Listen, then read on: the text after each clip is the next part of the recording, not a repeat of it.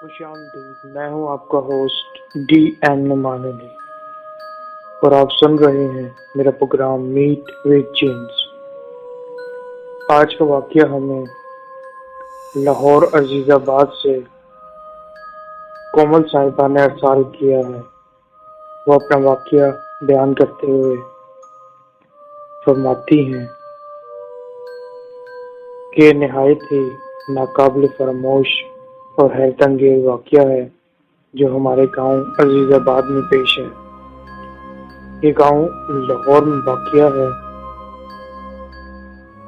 ہمارے گاؤں میں ایک خاتون تھی جن کا نام رابعہ تھا اور ان کی عمر لگ بھگ جو ہے وہ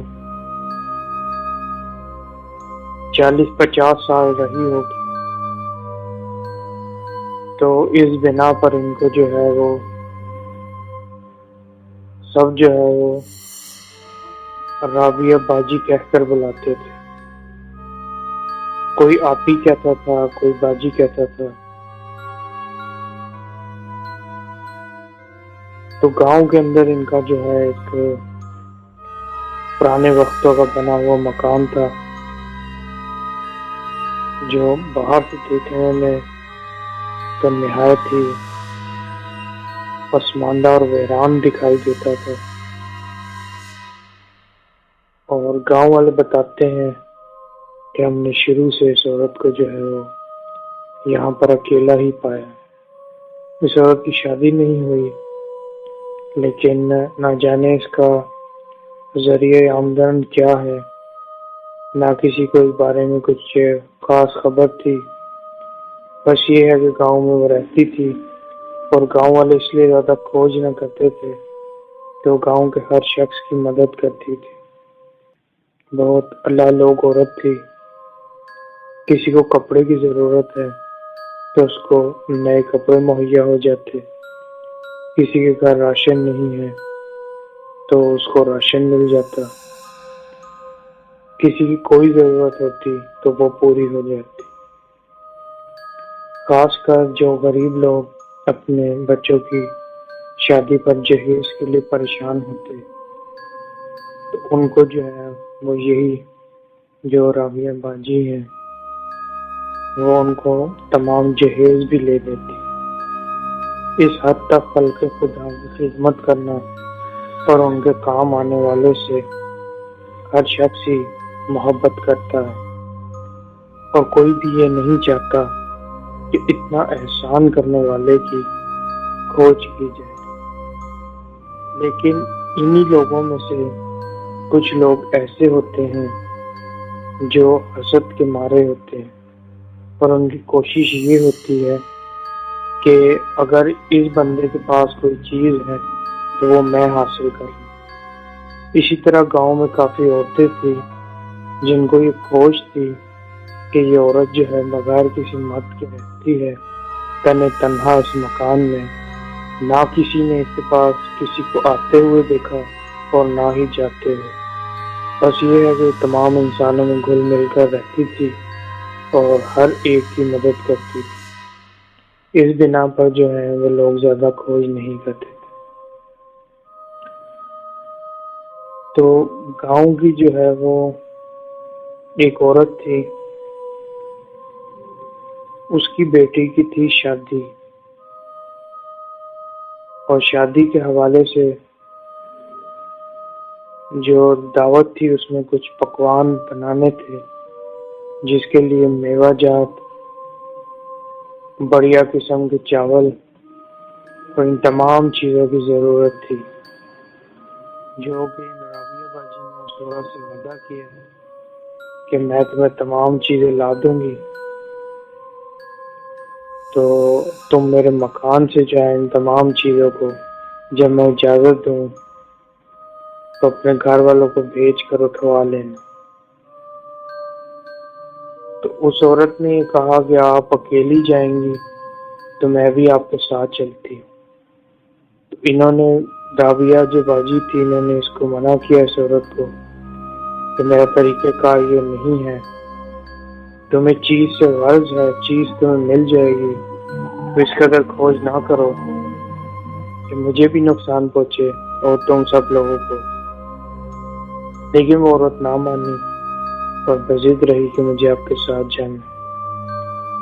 جب اس مکان پہ پہنچی تو دیکھا کہ وہ مکان تو اندر سے بالکل ویران ہے، جیسے سال ہر سال سے کوئی اس مکان میں نہ آیا۔ در و دیوار پر جالے ہیں، فرش پر مٹی اٹی ہے اور نہایت بوسیدہ اور خستہ اس کی حالت ہے، جیسے سالہ سال سے کسی ذہرور نے اس مکان میں قدم نہیں رکھا، جبکہ سب لوگ یہی دیکھتے تھے کہ عورت اس مکان میں رہتی ہے۔ تو اگر رہتی ہے تو پھر اس گھر کی یہ حالت کیوں ہے؟ اور وہ عورت تمام خلق گاؤں جو تھی اس کی مدد کرتی تھی، تو خود کیا ان حالوں میں رہتی تھی؟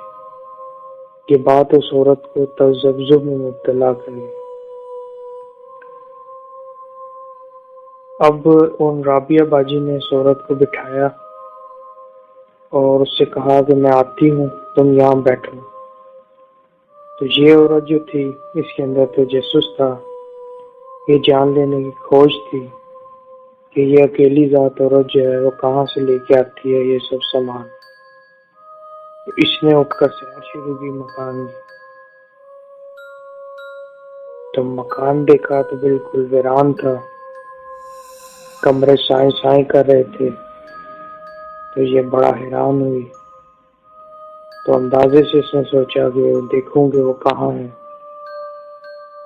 تو مکان کے پیچھے اس نے دیکھا تو اس کو وہ رابعہ باجی نظر آئی۔ اب یہ کیا دیکھتی ہے کہ یہ ایک درز میں سے جو پچھلے دروازہ جو ہے مکان کی پچھلی طرف کھلتا تھا، یہ اس کے نزدیک پہنچی اور اس نے درز میں سے جا کے دیکھا کہ وہ جو رابعہ باجی ہے اس کی حیت بدلنا شروع ہو گئی اور اس کا منہ جو ہے وہ چوکٹا ہو گیا اور نہایت بدحیت اس کی شکل ہو گئی۔ اب اس کے بدن کے تمام رونگٹے کھڑے ہو گئے اور اس پر دہشت تاری۔ اس عورت نے کسی کو ہم کلام کیا اور کسی ایسی زبان میں کسی اندیکھی مخلوق کو کچھ حکم دیا اور اس سے کہا کہ اتنے من چاول چاہیے، اتنے من میوہ چاہیے اور ضرورت کے لیے یہ فلانے کپڑوں کے تھان چاہیے۔ تو اس عورت نے دیکھا کہ دم کے سامنے جو ہے وہ یہ تمام چیزیں جو ہیں وہ مکان کی پچھلی اطراف ہے جہاں پہ وہ رابعہ باجی کھڑی تھی، وہ تمام چیزیں خود بخود ظاہر ہونا شروع ہو۔ اب یہ چیز دیکھ کر اس عورت کی جو ہے وہ سیٹی گم ہوئی اور الٹے قدموں جو ہے وہ سر پر پاؤں رکھ کر اس مکان سے بھاگی۔ بھاگتے ہوئے کئی دفعہ راستے میں گرتے پڑتے وہ اپنے گھر پہنچی اور اس کی حالت اس قدر غیر ہو گئی کہ وہ کئی دن بستر پر بیمار رہی۔ اب گھر میں شادی کا ماحول تھا، بارات قریب تھی۔ اب گھر والے پریشان ہوں، اس سے اس بابت پوچھا تو اس نے بتایا کہ میرے ساتھ یہ ماجرا پیش آیا اور جو کئی سالوں سے وہ عورت گاؤں میں لوگوں کی مدد کرتی ہے، تو وہ عورت جو ہے وہ ہماری جیسی انسان نہیں ہے بلکہ کوئی غیر مرئی مخلوق ہے، اور جس کی حیت اور روپ میں نے اپنی آنکھوں سے بدلتے ہوئے دیکھا ہے۔ یہ سننا تھا کہ گاؤں کے معززین نے کہا کہ چل کے اس مکان پہ دیکھتے ہیں۔ تو جب سب لوگ وہاں پہنچے تو دیکھا کہ وہاں کسی رابعہ باجی کا جو ہے وہ وجود ہی نہیں ہے۔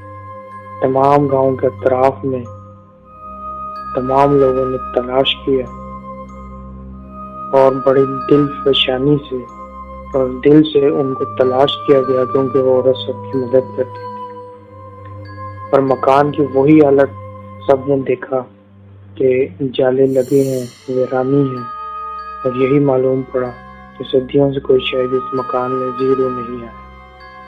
یہ تمام ماجرا دیکھ کر تمام عزیز آباد کے گاؤں والے حیران پریشان ہوئے اور اس حیران کن واقعے پہ اپنا سر دھنتے اور کھجاتے ہی رہ گئے۔